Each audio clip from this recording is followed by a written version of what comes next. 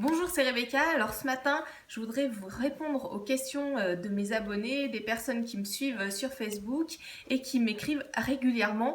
Les questions, je ne peux pas y répondre par mail, ça me prendrait trop de temps, donc je vais répondre à nouveau aux questions qui m'ont été posées ces dernières semaines.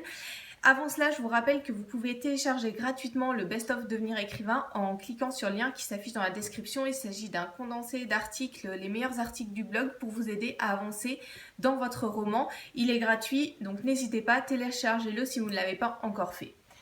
Alors, les questions qui m'ont été posées. La première question à laquelle j'aimerais répondre, c'est une question de Martin qui m'a demandé comment est-ce qu'on peut se lancer dans l'écriture? Comment écrire le début?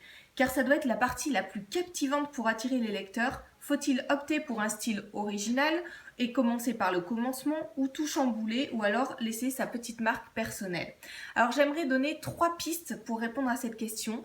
La première chose, c'est que quand on se lance pour écrire un roman, il faut d'abord penser à écrire son début en tant que brouillon. Ça peut paraître bête, ça peut paraître vraiment stupide de dire les choses comme ça, mais je pense que beaucoup d'écrivains débutants, quand ils veulent se lancer dans leur roman, eh bien ils se posent tellement de questions pour leur début au départ qu'ils osent même pas écrire un brouillon parce qu'ils voudraient que ce soit parfait, parce qu'ils ont conscience qu'il faut accrocher directement le lecteur, qu'il faut faire quelque chose de bien s'ils veulent que le lecteur poursuive le livre, et du coup ils se laissent pas la possibilité d'écrire d'abord un début.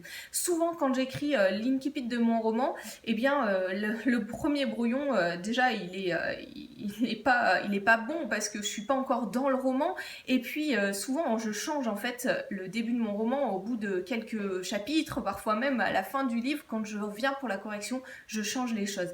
Donnez-vous le droit d'abord d'écrire un roman, c'est la première clé quand vous d'écrire un brouillon, c'est la première clé quand vous vous lancez dans la rédaction de votre roman.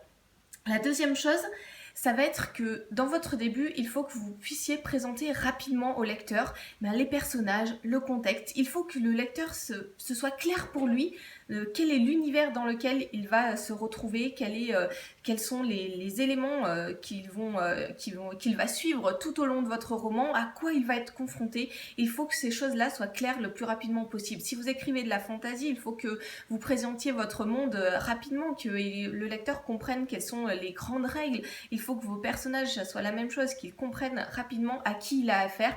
Si vous voulez accrocher votre lecteur, c'est la deuxième chose. Présentez rapidement le contexte, les personnages et votre intrigue. Et puis une troisième chose, par rapport à votre début de roman, il faut que vous suscitiez la curiosité de votre lecteur. Il faut qu'il y ait des choses qui l'interrogent, des questions auxquelles il n'a pas de réponse tout de suite et qui lui donnent un petit peu le goût pour la suite du roman, bien entendu, et qui lui donnent envie d'aller plus loin. Voilà, 3 clés pour écrire un début. Il y aurait encore beaucoup de choses à dire, mais déjà, donnez-vous le droit d'écrire un brouillon, de le recorriger plusieurs fois, de changer même le début de votre roman au milieu de la rédaction de votre roman ou à la fin, quand vous revenez à la correction, donnez-vous ce droit. Présentez rapidement vos personnages, le contexte pour que le lecteur soit au courant de ce qui se passe et de ce à quoi il est confronté. Et troisième chose, susciter sa curiosité. Deuxième question à laquelle je vais répondre, c'est une question de Martine qui me dit « Bonjour, je voudrais déjà vous dire que votre page est géniale et qu'elle m'a beaucoup apprise. Je voudrais vous poser une question à laquelle, malgré toutes mes recherches, je ne trouve pas de réponse. Existe-t-il un auteur ayant écrit une vraie fausse biographie, c'est-à-dire ayant raconté sa vie tout en transposant par exemple son vécu dans un autre monde ou quelque chose de ce genre? Je ne sais pas si je m'exprime bien, mais ça fait pas mal de temps que je cherche et je ne trouve rien. Merci de votre réponse. » Alors Marine, je pense qu'il existe ce genre de vraie fausse biographie, quelque chose qui est romancé et qui est quand même basé sur des faits vraiment réels. D'ailleurs, je pense que quand on écrit, souvent j'ai lu des romans historiques par exemple, où les auteurs disaient qu'ils avaient repris des événements historiques et puis que sur certains points, certains personnages, des zones un petit peu plus floues, on n'avait pas vraiment d'informations sur ces zones-là, ils avaient pris des libertés en tant qu'auteurs pour mettre eux ce qu'ils pensaient pouvoir correspondre aux personnages, voilà, et en prenant une liberté d'inventer les choses. Donc je pense qu'il existe aussi des vraies fausses biographies. J'ai pas d'exemple en tête, je suis désolée. Voilà, peut-être que vous qui m'écoutez, vous en avez. Vous pouvez répondre à Marine, pardon, dans les commentaires si vous avez une idée d'un titre d'une vraie fausse biographie, comme elle dit. Donc voilà, je peux pas répondre mieux à cette question. J'ai pas d'exemple en tête précis. Troisième question, une question de Nathalie qui me dit bonjour, juste une question, avez-vous attrapé le virus Wattpad? Y avez-vous un compte? Merci de vos précieux conseils, bonne fin de semaine. Alors non Nathalie, je n'ai pas attrapé le virus Wattpad, je n'ai pas de compte, voilà, tout simplement. Une autre question, une question de petite romancière qui me dit bonjour Rebecca, j'ai déjà pris contact avec vous et vos conseils m'ont aidé. Aujourd'hui, j'aimerais vous poser une question. J'ai regardé vos vidéos sur comment rester motivé, mais je n'arrive pas pour autant à l'être. J'aimerais donc savoir ce qui marche le mieux pour vous, pour rester motivé, car croyez-moi, parfois je me demande du coup si je suis vraiment faite pour le monde de l'écriture et si un jour je vais y arriver car je ressens vraiment un manque de motivation. Aidez-moi s'il vous plaît, pouvez-vous me donner la clé pour rester motivé? Merci d'avance.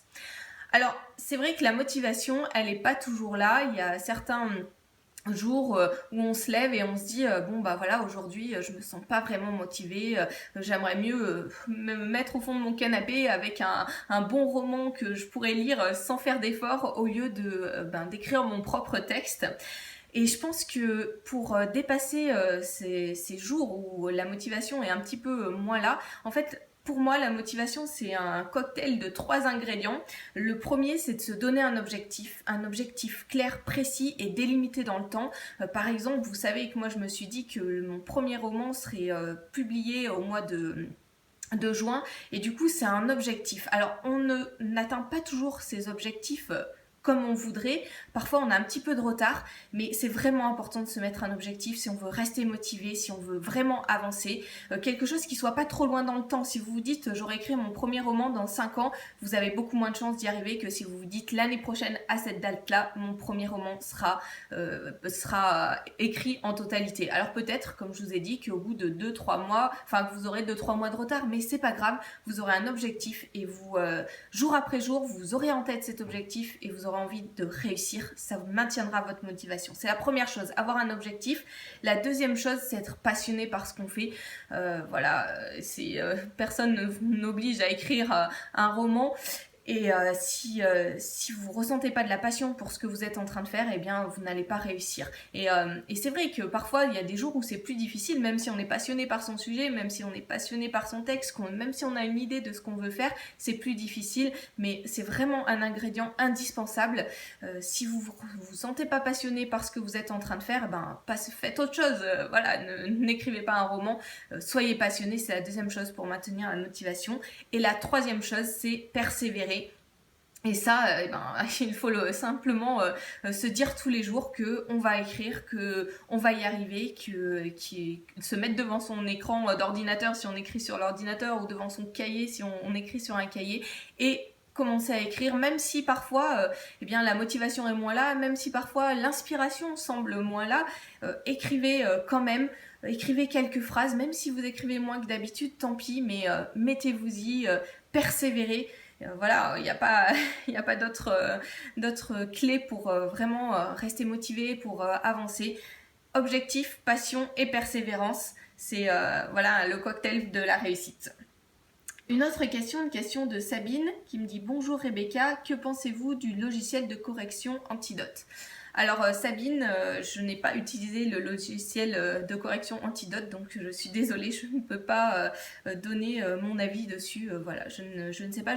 Par contre, je sais que j'en ai entendu plusieurs fois du bien, donc je ne sais pas s'il y en a certains d'entre vous qui l'ont utilisé. Vous pouvez aussi dans les commentaires donner votre avis sur ce logiciel. Encore une question d'Audrey qui me dit « Un premier chapitre de 1800 mots pour introduire l'histoire, est-ce trop court ?» Ce n'est pas un prologue, c'est bien un chapitre introductif. Alors, encore une fois, je l'ai déjà dit plusieurs fois dans mes vidéos, ce qui compte vraiment, c'est pas la longueur du chapitre, c'est ce qu'il y a dedans. On a parlé au début de cette vidéo de comment faire pour qu'il y ait un début qui soit percutant, présenter les personnages rapidement, présenter le contexte, présenter l'objectif de vos personnages. Voilà, c'est ce qui compte dans un premier chapitre. Pour donner une idée, moi, mes chapitres, ils font à peu près 2500 mots, mais c'est un ordre d'idée. Il peut y avoir des chapitres très très courts, il peut y avoir des chapitres beaucoup plus longs. Dans un roman, c'est pas ça qui est important. Ce qui est important, c'est qu'il y ait une unité de sens dans ce premier chapitre et qu'il réponde aux besoins de l'histoire pour plonger le lecteur dans le contexte. Encore une question de Gigi Du qui me dit « Salut, je suis en train d'écrire mon 4e tome et je n'ai toujours pas trouvé de maison d'édition qui me comble. Vers quelle maison te diriges-tu pour publier tes œuvres ?» Alors personnellement, je ne vais pas me diriger vers une maison d'édition à compte d'éditeur. En fait, je vais utiliser les services d'une plateforme qui est là tout simplement pour aider à l'auto-édition. C'est-à-dire que c'est sous forme de forfait. Alors c'est pas une maison d'édition, c'est les services. Je vous ai déjà parlé. J'étais invitée au salon du livre. Avec Publishroom, et c'est là où j'ai fait mon atelier d'écriture il y a à peu près 15 jours. Et en fait, du coup, c'est simplement un service à ceux qui veulent s'auto-éditer et qui permet de faire la mise en page. C'est des forfaits en fait. Qui sont proposés pour faire les mises en page, acquérir les numéros ISBN aussi, voilà, les codes barres, enfin tout ce qui est nécessaire en fait pour que le livre soit auto-publié ensuite. On conserve les droits d'auteur, il n'y a rien à payer ensuite. Voilà, c'est simplement un service. Moi, c'est ce que j'ai choisi parce que je trouve très très difficile d'aller vers les maisons d'édition. Parce que ça demande énormément de recherche pour avoir une maison d'édition qui corresponde, dont la ligne éditoriale corresponde au roman qu'on cherche. On attend des mois et des mois. Mon dernier livre que j'ai envoyé à une dizaine d'éditeurs comme ça, et il y en a certains qui m'ont répondu au bout de 2-3 mois, et puis d'autres qui m'ont même jamais répondu. Donc voilà, j'ai pas envie de perdre de l'énergie, du temps à chercher un éditeur à compte d'éditeur. Donc voilà, je me tourne plutôt vers l'autopublication. Dernière question, une question de Léa qui me dit « Merci beaucoup pour ces conseils, mais pourriez-vous me dire un autre conseil? Comment prendre le temps d'écrire notre roman? Ça fait quelques temps que je n'écris plus et je voudrais savoir comment réagir. Merci. » Alors la clé, il y a beaucoup de choses aussi à dire sur comment trouver du temps pour écrire. Il y a beaucoup de réflexions qu'on peut faire simplement, par exemple, regarder son emploi du temps, chercher quels sont les différents domaines où on passe le plus de temps, se demander si c'est vraiment des domaines qui sont importants à nos yeux. Enfin voilà, il y a beaucoup de choses à dire. Une petite clé simplement pour arriver à écrire, à trouver le temps d'écrire, c'est d'arriver à écrire tous les jours. Pas beaucoup, 10, 15, 20 minutes, mais se mettre régulièrement à écrire, c'est vraiment une clé pour réussir. J'ai testé beaucoup de choses tout au long de mon parcours d'écrivain et c'est vraiment la meilleure méthode. Parce qu'on reste plongé dans son roman, parce que tous les jours on prend une habitude, en fait ça rentre dans la routine quotidienne et c'est beaucoup plus facile que de se dire tiens ce week-end je vais écrire pendant 3 heures ou quand ce sera les vacances je vais écrire pendant 3 heures. Le fait d'écrire régulièrement tous les jours, c'est ça qui permet de réussir, d'avancer. C'est encourageant aussi parce qu'on voit qu'on avance, qu'on progresse dans son histoire, même si c'est pas beaucoup, et bien c'est vraiment encourageant. On reste plongé dedans, écrivez tous les jours. Même un petit peu, c'est une clé pour réussir et pour trouver du temps pour écrire. Demandez-vous également, c'est une autre petite chose aussi, demandez-vous s'il y a des choses dans votre emploi du temps, ce que vous faites pendant vos temps de loisirs, le temps où vous n'êtes pas en train de travailler ou de faire des choses obligatoires, le temps qui vous reste, à quoi est-ce qu'il est employé? Est-ce que c'est employé à faire des choses qui vous détendent mais qui ne sont pas vraiment importantes pour vos objectifs, pour la réalisation de vos rêves? Ou est-ce que vous employez ce temps-là pour réaliser vos rêves?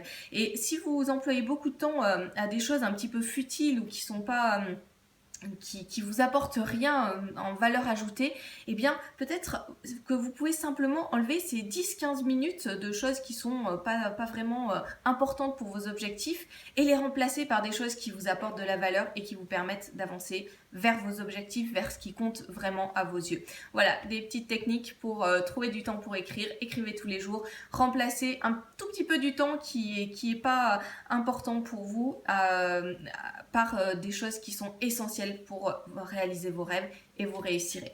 Voilà, avant de vous quitter, je vous rappelle que vous pouvez télécharger gratuitement le Best of Devenir écrivain en cliquant sur le lien qui s'affiche dans la description. Et puis je vous dis à demain pour une prochaine vidéo.